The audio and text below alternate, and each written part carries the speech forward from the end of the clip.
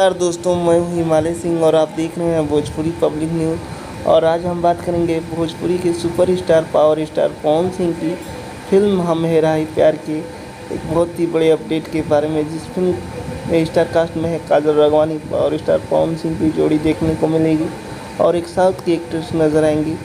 जी हाँ, पवन सिंह की फिल्म हम हेरा ही प्यार में एक गाना का ट्रेलर में आप लोगों ने देखा होगा, जिस गाने का नाम है मीठा पान खैनी जी। इस गाने में आप लोगों को नजर आएंगे पावर स्टार पवन सिंह और काजल राघवानी की जोड़ी देखने को मिलेगी। ये गाना आप लोगों के बीच बहुत जल्द ही, यानी कि इसी महीने के लास्ट तक नहीं तो अगले महीने के फर्स्ट हफ्ते तक ये गाना आप लोगों को एंटरटेन रंगीला के यूट्यूब चैनल पर वीडियो गाना रिलीज़ होगा, जिस गाने का नाम है मीठा पान खैनी जी।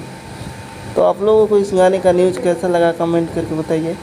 यूट्यूब चैनल पे नए हैं तो चैनल को सब्सक्राइब कीजिए, लाइक कीजिए, शेयर कीजिए और पवन भैया की न्यूज़ देखने के लिए